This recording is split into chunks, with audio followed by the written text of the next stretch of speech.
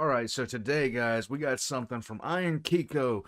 A request for the easiest question I've ever had to answer. Why Perturabo is the greatest Traitor Primarch? Now, Purdy literally hard, shouldered in the entire Horus Heresy. Perturabo was the driving force behind a lot of things, especially in the later stages of the heresy. And if they had not had Perturabo at Terra, I doubt they would have gotten past the Saturnine Gate. Perturabo was capable of doing so much stuff when it came to running that war. He practiced that war ad infinitum. And when he finally got to do it, he was carrying out his war just the way he wanted to, until he got fed up and left. Now, this was made by Majorkill, so of course it's going to be fun. Of course it's going to be informative for some people that, haven't heard me ranting about Perturabo from time to time, or Arco, because Arco is the Lord of Iron. But in any case, let's get into this. Let's have some fun. Here we go. G'day guys and gal, it's no secret that I am Team Loyalist. The Traitor Primarch shed everything that made them interesting and compelling to become these one-dimensional mustache-twirling villains. The worst part is that their falls to chaos were all a bit petty and shallow, so it's a massive compliment to Perturabo, the hard carry for the traitors during the heresy, that I'm even making this video. Perturabo was underappreciated his entire life by his brothers, the Emperor and the Imperium, but most importantly, himself. He was a deeply flawed man who could have achieved more than any of the other Primarchs if he wasn't wallowing in resentment and bitterness 24/7. This is shown by the fact that when Perturabo was unleashed, he did more for the traitors than Angron, Fulgrim, Magnus and Conrad combined. Dude would have broken his back worse than Magnus from all this carrying. The kicker, he was treated by absolute dog shit by the Traitor Primarchs, yet he still pushed on, delivering the traitors right up to the doorstep of the Imperial Palace itself. Before we get started, why be you when you can be a lord? That is one of the greatest questions mankind asks itself on the daily. Well, cheers to today's sponsor, Established Titles. That dream can now be a reality. How do you join me in obtaining lordship, and why should you actually care? Due to legitimate technicality, if you purchase a 1 square foot plot of land in Scotland via Established Titles, you will become a lord, allowing you to place the title on various documents such as... I'm leaving this in here so Lord Evan Salt from the Discord can officially be Lord Evan Salt. Lord Evan Salt, get yourself a lordship, my friend.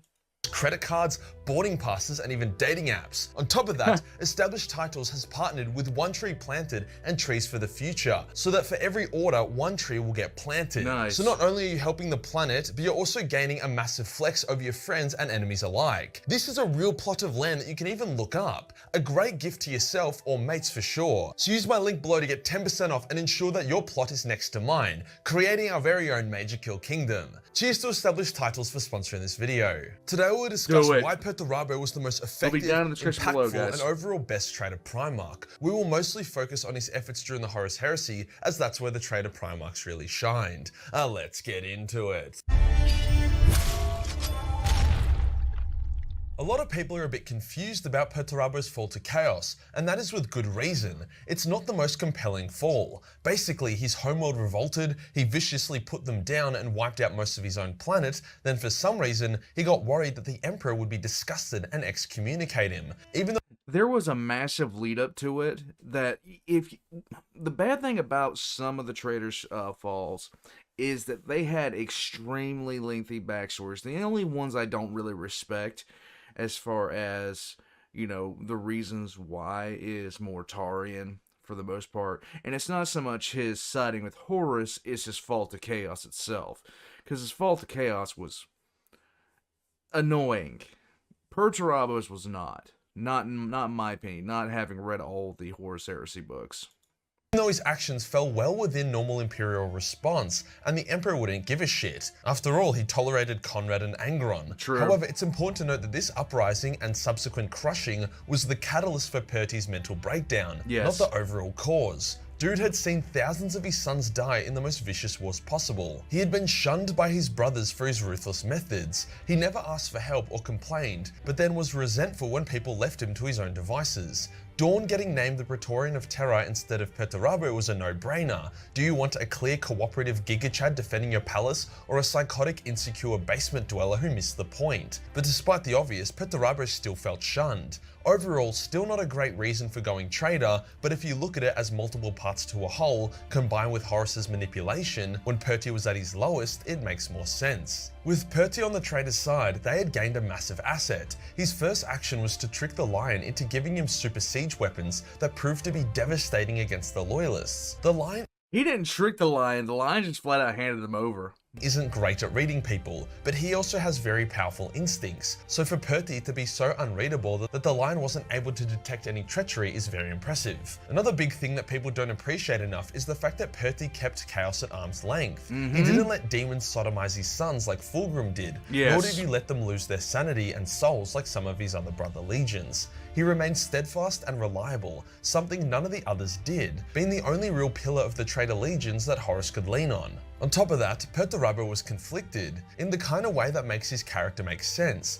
Morty was just like, oh geez, I guess I'm a demonic psyker now, teehee. With most of the other traitors just kind of accepting that they were now evil and not too bothered by it. Perty on the other hand regretted what he did to his home world, and he often questioned his allegiance to Horus, especially as the heresy dragged on and everyone around him became more and more degenerate, whilst he continued to resist chaos. By the end of the heresy, Perty was the only traitor Primarch who was still more or less the same as he was at the start, just a bit more bitter, which is to be expected. In return for his steadfast and reliable contributions, the other traitors shut on Perty. Fulgrim tried to murder his ass. Basically, Fulgrim tricked Perty into joining him on an operation under false pretenses, claiming it could further the traitor's cause. The two brothers weren't getting along. Fulgrim was being a prancy little cock goblin and Perty was just being Perty. He actually smashed in Fulgrim's face for being a shithead. In one of the best scenes in a book I have literally ever read. At the height of the operation, Fulgrim springs his trap, revealing that he had lured Perturabo to an Eldar Crone world to drain his soul to power his own ascension into demonhood. Perty is like, what the fuck dude? And he smashes Fulgrim's body, killing his physical form but allowing him to become a demon prince. Perty survives the ordeal, but it causes an unpluggable leak in his soul. Since that injury, the Lord of Iron has been slowly but surely dying for millennia, which I'll get more into later. So how does our boy respond? Say fuck this and leave the traitors? Destroy the Emperor's children? Nah, he just strides on forward, not abandoning his oaths and promises to Horus, and even continues to work with the traitor legions and by extension, Fulgrim. That dick. This wouldn't be Perturabo's only setback or chore. Although he obtained a number of victories over the Imperial Fists during the heresy, they gave him a good smack around as well. It was only really the actual Siege of Terra, the most important part of the heresy, when Perty went from just another one of the traitor Primarchs doing his thing to the hard carry. Horus knew that he was running out of time. If the Dark Angels, Space Wolves, and Ultramarines were allowed to reach Terra before he could capture it, he would be fucked. However, Fulgrim was running around like the snaky slut he was. Angron had gone roid rage mode and wouldn't obey Horus. Lorga had tried to betray Horus and got spanked for his efforts, whilst Alfarius was doing Alfarius stuff. Conrad also couldn't give two shits, and Magnus had his own agenda, so it was literally only Horus, Mortarion, and Perturabo that somewhat had their shit together. Not enough. Hence Perturabo went carry mode, going to Angron, outplaying him, then beating him into submission, capturing him in a Pokeball that would then be deployed when the siege begun. Perty even had to suck it up and go find his fuckboy traitor shithead brother Fulgrim and bring him to the siege as well. As Perty said himself, without his efforts, Angron, Fulgrim, and pretty much the rest of the traitors wouldn't have even made it to the Sol system to begin with. When they reached Terra, it was Perty who took command of the siege, taking out the outer defenses and holding his brothers back in check. Angron wanted to land straight away, which would have resulted in him and his entire legion being blown to smithereens before they would even reach the ground. Every step of the siege was meticulously planned by Perty. It was like a game of chess between him and Dawn, and despite Dawn's prowess as a siege master, Perty was winning. Despite all this, the traitors had treated Perty even worse than the Imperium had. His men were still being used as meat for the grinder. He was given the worst tasks and wasn't thanked for it. Every outplay he made against Dawn that pulled the traitors closer to victory was met without any form of appreciation. Fuck, I mean half the time when Horus would give Perty orders, he would do so by one of his minions. The final straw was when Horus took command of the siege off Perty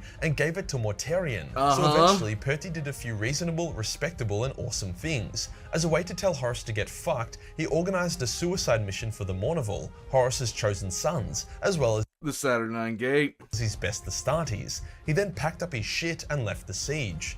To him, he had done his job, fulfilled his oath. He had cracked open Dawn's defenses. Why would he then go sacrifice more of his warriors so that his demonic fuckhead psycho brothers could steal his glory and claim his effort as their own? Fulgrim had betrayed him, Horus had replaced him, Angron had been Angron. Chaos meant nothing to Perturabo. It was a weakness and a taint, a crutch to stand up on. His brothers could have their chaos if they chose to, but he wouldn't bleed for them any longer. This decision for him to leave was one of the main contributing factors as to why the Loyalists were able to hold the Imperial Palace. All these insanely well thought out strategies, backup plans and moving parts had now vanished, along with Perturabo. All of his siege expertise and siege engines as well. Mortarion was powerful but also a bit of an idiot. He just charged straight down the middle and got banished by Jagadai Khan. Yep. Without the Iron Warriors, the Loyalists held the palace, the Empress struck down Horus and the Imperium emerged victorious. But Pert's flexing wasn't done. The Siege of Terra did not produce a clear victor between Dawn and Perturabo. Dawn had held the palace, but likely wouldn't have if Perty had kept at it. He would create an absolute death trap of a fortress, kilometers of trenches, mines, barbed wire, bunkers, you name it. He would then challenge Dawn to siege it to prove who was the better siege master. Dawn accepted the challenge and holy shit, Perturabo absolutely destroyed him. The Imperial Fists were massacred, only a few surviving due to the intervention by the Ultramarines. Perty had proven himself as the more level-headed and superior siege master. This doesn't mean he was a better Primarch than Dawn. No. And if Dawn had been thinking more clearly, i.e. didn't have intense emotional damage from the Emperor's vegetabilization, as well as an unhealthy amount of rage, he probably could have won. But he didn't. Perturabo did. It has been said that Perty used hundreds of Imperial Fist gene seed as an offering to Chaos to ascend to Demon Prince, but I think and hope that was just a cover story. Perty was dying from his Fulgrim-induced wound, and becoming a Demon Prince seemed to be the only way to save himself. However, it does go against his every being to submit himself willingly to these evil masters. On top of that, Perty has been continually building his armor more and more, now resembling a massive dreadnought rather than a Primarch. His skin is described as pale and necrotic, almost like it was decaying, yet he owes no allegiance to Nurgle. I believe Perty is not a demon prince. He doesn't follow the will of the Chaos Gods, merely striking out and aiding the traitor's cause as he sees fit. I believe he is looking very unwell and constantly building up his armor, his life support system, to compensate for the wound from Fulgrim. He is still dying, but through sheer will and science, he has kept himself alive for thousands of years. It would explain a lot of his absence from the setting. Instead of fighting the Loyalists, he had spent thousands of years chasing treatment and cures for his affliction within the Eye of Terror. Maybe he has stemmed the Soul Leak, but can't reverse the damage. Maybe he only has a few centuries left. We don't really know for sure, but it is one of those fun little mysteries. GW will have blown a great opportunity if they have made Perty a demonic prince. To back him up even more, the Iron Warriors remain one of the most threatening and intact trade allegiance to this very day. Any action Perty takes against the Imperium always has far-reaching consequences. You could remove Angron, Fulgrim, Conrad, Magnus, Alfarius or Lorgar from the traitor's side, and the result of the heresy would have been more or less the same. You take out Perturabo, and the traitors never even set foot on Terra, let alone the Sol system. They don't set foot on, they don't get into Sol, they don't get on Terra, they don't take Luna, they don't take Saturn, they don't sit there and get anywhere close to the Imperial Palace, they don't breach the Imperial Palace, they don't breach the Saturnine Gate, they don't do any of that, they don't do any of it. Big, resentful, bitter iron bastard deserves some appreciation. If you enjoyed the video and you want to support the channel, then pick up the 2022 nude cosplay calendar for 60% off. 12 professionally shot images, a lot of titties and great cosplay. Will be gone for good within the next 48 hours. Hit the subscribe button and hit the real subscribe button for more underappreciated content. Join the Discord for more memes and I'll see you in the next one. Peace. Well, Perturabo, when you start reading the Siege, one of the books of the Siege of Terra just really details it out. During the Saturnine Gate, like Majorkill said, Perturabo was setting up to take the Saturnine Gambit. And he knew it was a trap. He absolutely knew it was a trap. He knew the entire Saturnine Gate was a trap. Dorn was throwing the Saturnine Gate in front of them to try to capture and kill some of Horus's closest advisors. That was the goal. The goal was flat out to essentially hurt the traitors as much as possible at a single location. Perturabo decided to play literally right into his hands and go for it. But right when he was finalizing his plans, which would have done a lot to help him out in the long run, then he gets the word that Mortarian's taking over. He'll be leading the siege from now on. I have made fun of this thing so many times. I seriously think I need to get in touch with an animator and do a few comics about it. Because seriously, Perturabo just kind of looked around. He was like, yeah, this is stupid. I'm leaving now. He just ducks out and goes. It's one of the best moments in the heresy as far as I'm concerned, lore-wise. It is a very Perturabo thing to do. And I've often thought, especially reading the Horus Heresy throughout, I've thought the fact that Perturabo is a demon prince is this might be one of those things in 40k lore that is, you know, because 40k lore for the most part has been fact or fiction. This could be one of those things that's pure out fiction. It could be one of the things that is completely untrue, especially considering how much Perturabo's done to his armor, especially the Iron Warrior's stance on mutation, especially their stance on corruption. They don't tolerate it. They just don't tolerate it in the Iron Warriors. Could this all be setting up some sort of return for Perturabo? I would love it. The one thing that's missing from 40k, in my opinion, is an excellent redemption story. We need an excellent redemption story. And if Perturabo were to be that story, I would die. I would love it.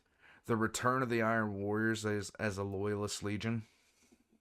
That would be awesome. Just saying. That would be absolutely 110% awesome. There's a reason why the 4th is my favorite Traitor Legion. There's a reason why the 4th is my favorite Legion, period, when it boils down to it. Because at the end of the day, they got shit done. And the only reason it's just like Majorkill said. Fulgrim didn't have a mind for tactics at all. He didn't. Once he turned into a demon, he didn't have a mind for tactics at all. Angron and tactics did not go together whatsoever. And Mortarian was just an absolute moron. Horus was, at the point where he was at in the heresy, Horus was really, really way in too deep when it came to the Chaos Gods. He was focusing more on experiencing the new heights and sensations he was getting and his communion with the Chaos Gods more than he was the actual war. So, in even Ezekiel Abaddon, I thought we were going to get an Ezekiel Abaddon turn, but we never really did.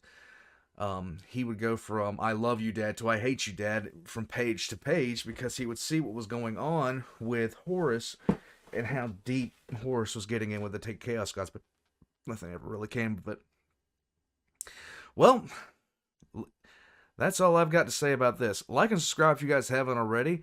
If I'm going to be putting Majorkill's promotion down in the description down below, and I'm going to learn to speak English at some point, as well as all of his links, including my own, including the Patreon and the Discord, so you can come in and make your own requests or throw rocks at me.